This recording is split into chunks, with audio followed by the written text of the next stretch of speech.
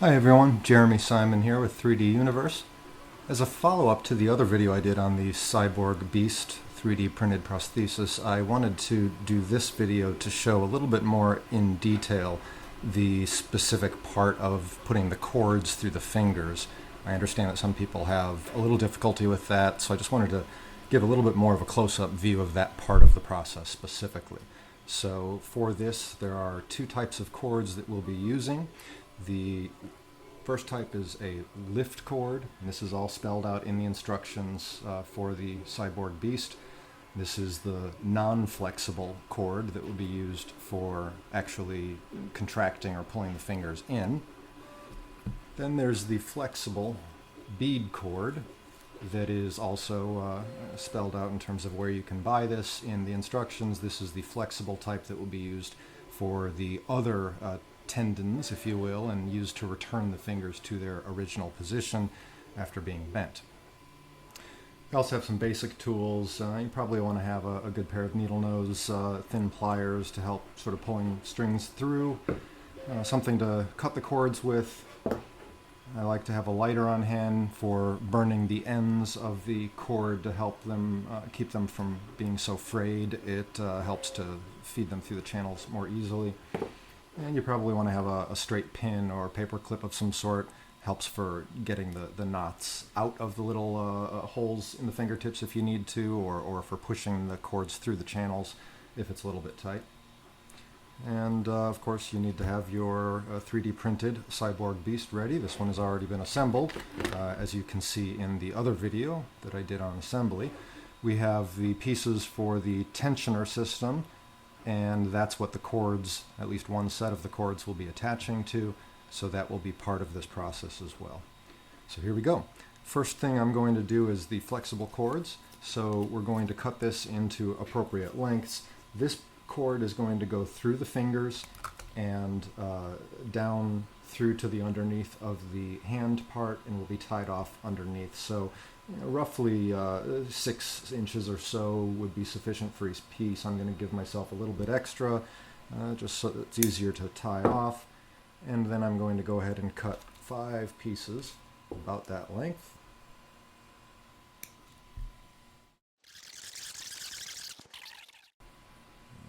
There's 5. Set those aside for the moment. Go ahead and cut our other cord just so we have that ready. For this cord, it's going to be going through the fingers, all the way down through these channels, and then connecting out to the tensioners that will be mounted on this piece of the gauntlet. So you need longer pieces for this, and again, give yourself a little extra so that it's easier to tie and make adjustments. So in this case, I'm going to cut these about, I'd say about 18 inches long each or something around that. And again, I'm going to go ahead and cut myself 5 of these pieces. There we go. So I will set the white cord aside as we do the flexible cords first. And one at a time, I'm just going to go ahead and start with the index finger here. And this is the important part. In each finger, there's 2 sets of tendon holes or channels that these go through. There is one that is right in the fingertip here, and that is the one that's going to hold the white non-flexible cord, and that is going to go all the way through the underside of the finger channel, through another set of holes in the hand, run along the top channels on the top of the hand here, and then ultimately come back and tie off at the tensioner block there. The second set is just above, you can see it right there, just above the fingertip, and that is where the flexible tendon is going to go, the flexible cord, and that's going to be tied off in this hole, and then that goes through on the sort of the upper channel of the finger and comes around to the outside of the hand part here, and will then go down through these holes here. One for each finger. So these 2 fingers will go through these holes. These 2 fingers will go through these 2 holes. That will bring the cord down to the underside of the hand, where they can then be tied off in pairs under these two pairs of holes here. So, to show you how that works, we're going to take one piece of our cord. I'm going to go ahead and tie this off first. Now, the instructions say to tie a knot. I have found, from my own prints at least, 3 knots works best. This will compress, and if you only do a single knot, I have found that that knot will have a tendency to slip through that hole and get pulled out. 2 knots even sometimes can pull through, and so what I figured is let's make that knot as big as possible, as long as it will still fit into this. You'll notice that the channel this is going into has a larger opening, and then the hole gets smaller inside once you get in about a 1/2 inch or so, or 1/4 inch. And so that knot can actually slide down inside a bit of the fingertip, but then it gets stopped where the hole grows smaller. So you want that knot to be basically as big as possible, where it can still fit inside that outer hole, because that'll make sure then that it can't get through the narrowing portion. So I'm going to go ahead and tie 3 knots here and get those knots all in the same place. So now we have a nice big knot, nice fat knot there, and I'm going to go ahead and then feed the other end through. Now, to make that easier, I'm going to go ahead and take my lighter. You notice how the end is fairly frayed, and that makes it difficult to push through the smaller holes. So just a little lighter action on the end there, and it's much easier. It's nicely sort of melted at the end, and now you can push that through very easily. So through that upper hole in the finger, and if you have any trouble where it hits that part where it's getting narrower, just twist it around as you're pushing it through, and that twisting will help it to find that right spot to move through easily. Once you get it through the first portion of the finger, you'll see that it comes into a little channel there, and then there's a second hole. And if I can see what I'm doing at this angle, let's see. You want that cord to then move into that second hole. Help it along here a little bit. There we go. And then once it's into that second hole, you can again push it through. Now it's going to come out at the back of the finger. I'll just let you see that. Okay, so there you can see it sort of popping out right at the back there. But what we want to do is move the finger, pull that back a little bit. You want that finger in the upright position, because then that hole aligns with another hole right behind it inside the handpiece, and we can feed this further through.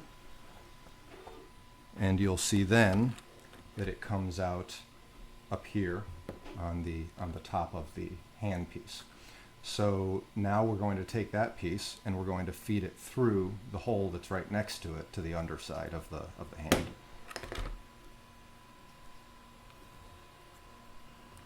And when you pull this cord through, see there's the knot right at the end there. What I'm going to do is I'm going to clip it right above the knot, because I've pulled that really tight so it's not going to slip at all. So I'm going to just clip this off right above, not right at the knot, but just giving it maybe 2 millimeters there above the knot. And then again with a lighter, just to make sure we don't have threads hanging out. And now when you pull this through, watch what happens there at the end. It's going to slip right inside as you have to pull it a little bit. There it goes. It just snapped in. And so now that's embedded inside that end piece there, where you can't see it when you're looking at it, and yet it's nice and tight in there where it can't be easily pulled out. So now we're ready to feed it through on the top portion of the hand, going to feed it right down through that first hole there, and that comes out the underside, and we're just going to leave that hanging there because we need to do the second finger now in order to have something to tie that one to. So moving on to the second piece, same deal.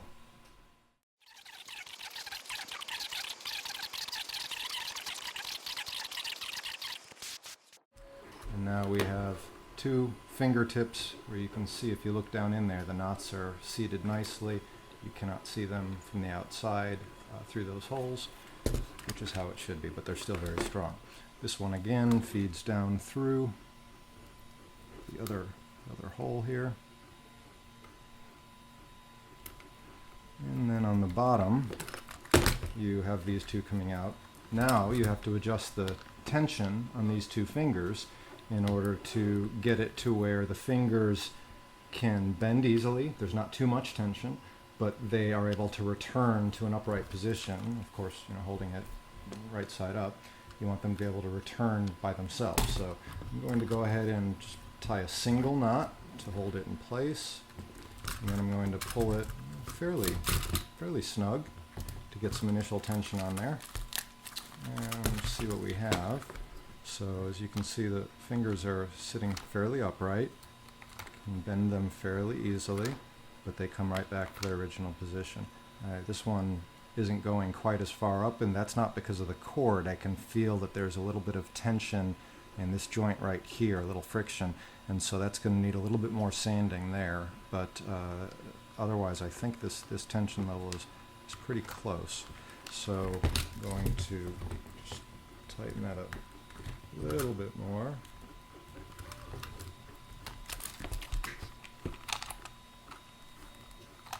That seems pretty good to me.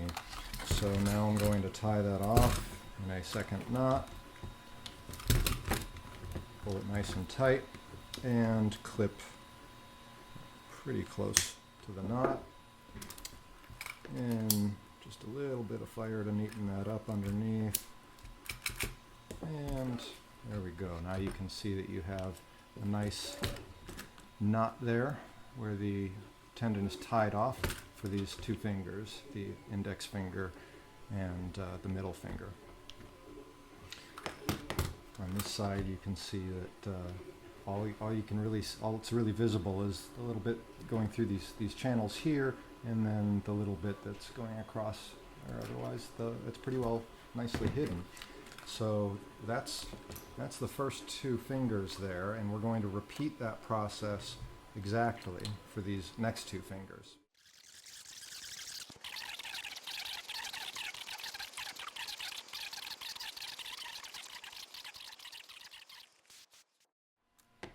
Have it. The first four fingers are in place with the flexible tendon so that they can return, and now we're going to do the thumb, and then we can move on to the other chord.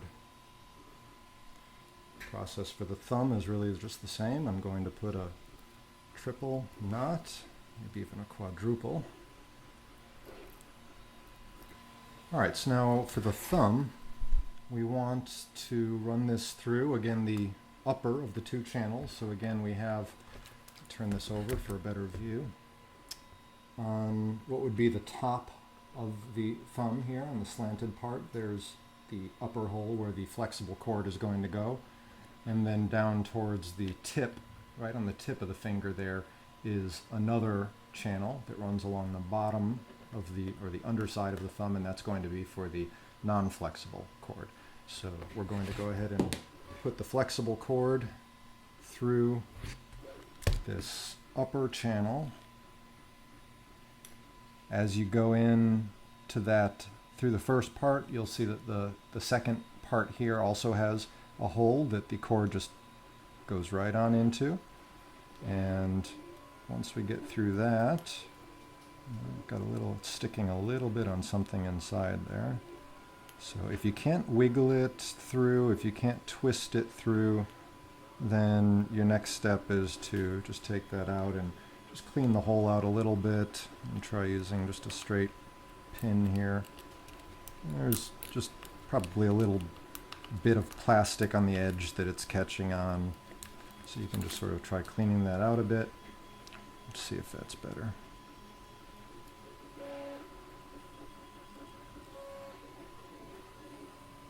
There we go. So now that comes through right there along the upper portion of the hand. I'm going to grab that, pull this tight, get a little snap. That's nicely recessed in there now, such that we can tie it off. Now with the thumb part, you'll notice that where it mounts on the hand piece, there are two holes right down on this side, and then there's another one opposite. There's another hole right there for tying off the flexible tendon, and I don't actually know what the proper method might be for doing that. I'm just going to go ahead and put it through the first hole there. Okay, and put it, let me turn this around. So just put it through to the outside through that first hole. Now I'm going to feed it right back in through the second hole there and directly across to the hole on the other side. And so now we have cord coming out here, and I'm going to essentially loop this back around through under that place where it goes across in the middle so that we can tie this off. Now, there might be a better way of doing this.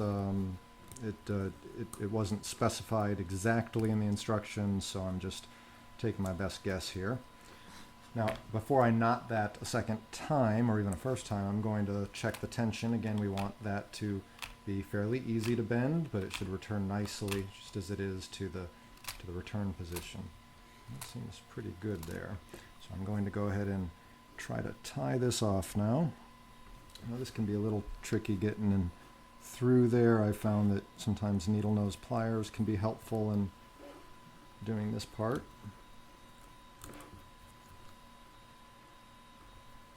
I think I got it this time. Okay, there's one knot, and let's just give it a second one for good luck.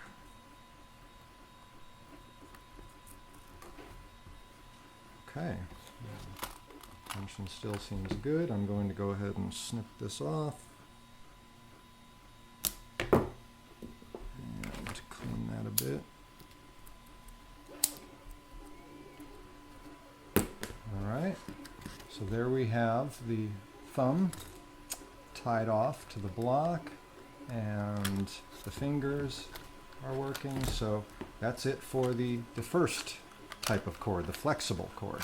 Now we move on to doing the white cord, the non-flexible type, for the other set of tendons. It's a very similar procedure, except that we're going to be going through the other channel. So first thing I'm going to do is tie off the end of the string again with a triple knot to start with. Again, you want that knot to be as big as it can be and still fit nicely inside the outer portion of the channel it goes into, but big enough that it's not going to go through the next part. So, okay. So there we have a good sized knot at the end. Again, we can clean it up a little bit with the lighter. And now we're going to feed this through. I'm going to start with the index finger. Now if we turn the hand over and look from the underside, you can see now where we're going in is that hole right at the fingertip. And that's going to go through the underside channel of the finger, which is actually fairly visible. It's open in parts, so you'll see the cord come right up through here, and then it goes right into the hand piece on the top and goes through some channels there that I'll show you. So in through the fingertip, and I'm just going to pull that through to make sure my knot is the right size. So yeah, I'm giving it a good strong pull, and it's not coming through, and it is fully embedded into the tip there, so that's a pretty good size for the knot. Now I'm going to go ahead and continue feeding this through here. As you can see, there's channels fairly open here that make it nice and easy. So through the second part of the finger, and then that goes right into, I have to bend that a little bit, right into the channel. There's a hole in there that you can see when you look down inside there that it goes right into. It lines up nicely. So we're going to feed that through, and that comes out on the top here. It comes out right at where this channel feeds over to the finger. And so now we're just going to run that cord along to the top of that very same channel here and thread it through the hole that's at the top, just like this. So now that cord sits inside that first channel, and the end of this now we're going to tie loosely to one of these tensioners, the hex tensioners that are part of the Owen tensioner system. Now when you tie this, even for an initial attempt, you want to get it to where the plastic tensioner piece is going to come to where it can connect into the block but not go all the way in. So if you can see, I'm going to go ahead and insert it into that block just temporarily. It slides right in there, but I'm just going to put it in a little way so that I can gauge how long this cord needs to be. And what I like to do is tie it just once, give it a nice loose knot just to hold it in place while testing. And it seems that if you get this to where the cord is just barely tight, there's not much slack in it, when it's in a resting position like this, flat, without the fingers bent, and the tensioner is coming out all the way to where you see this little support bridge is, it's coming out right to the end of that. If I tie it off right about there, that seems to be about the right spot where then it still is going to allow us to operate that finger, but I also have room to tighten it further using the tensioner by pulling this in with the screw that we'll put in here. So I'm going to leave that as a single knot for now. We're going to move on to the second finger. Same procedure. We're going to repeat this for each one of the fingers and the thumb.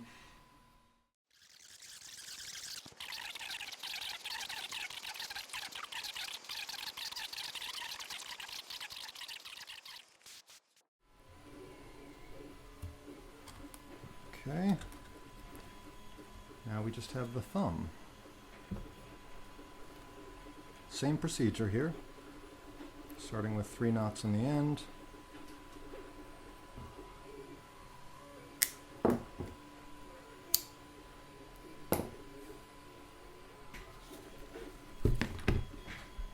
Going in through the tip, through the bottom channel, just like the fingers.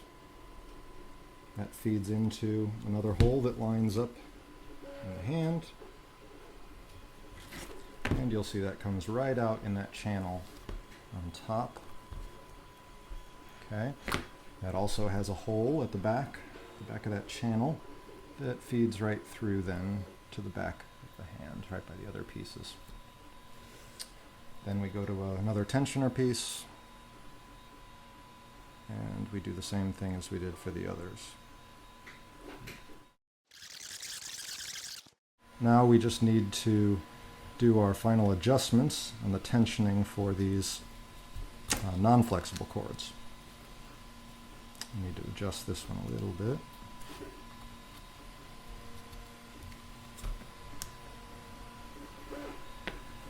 Alright, so now the last bit that we have to do is the tensioning of the non-flexible cords.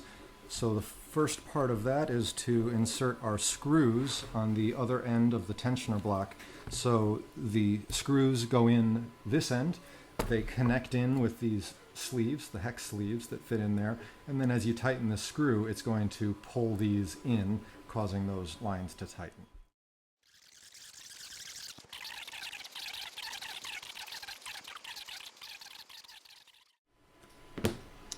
Okay. Now we have the screws connecting to each one of the hex sleeves, and we can now focus on getting the tension just where we want it. So the first thing is getting it approximately right and tying off those cords, and then we'll make the final adjustments with the screws. So for the first adjustment, we simply hold the hand out level without the wrist being bent, just in a level, straight position. And in that position, the fingers should be held out at their outright position, so should the thumb. And then just as you start to bend past the horizontal position, as you start to bend the wrist down, the fingers and thumb should start to come inwards. As you can see right now, the fingers are not coming in at an even pace, and that's what the tensioning is going to adjust. But as far as an initial adjustment, this is pretty close. I'm going to just loosely just tighten up these cords a little bit so that they're each snug in this level position. And now I'm going to go ahead and tie these off with a second knot so that they won't slip. and I'll probably use a third nut just to be safe.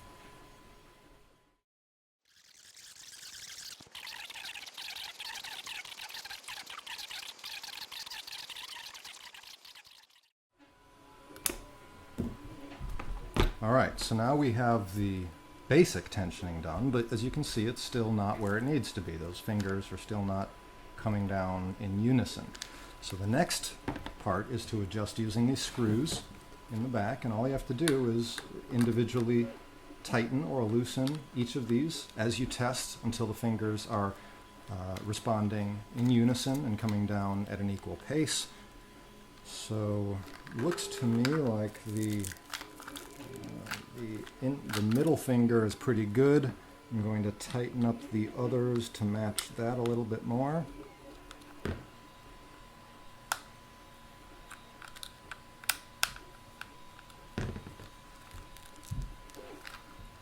That's getting pretty close there.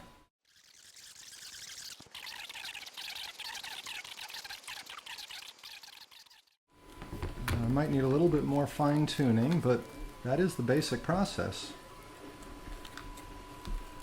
Like I said, I need to do a little bit more sanding in these lower joints of these outer fingers just to help them return more easily. But other than that, this is pretty well ready to go.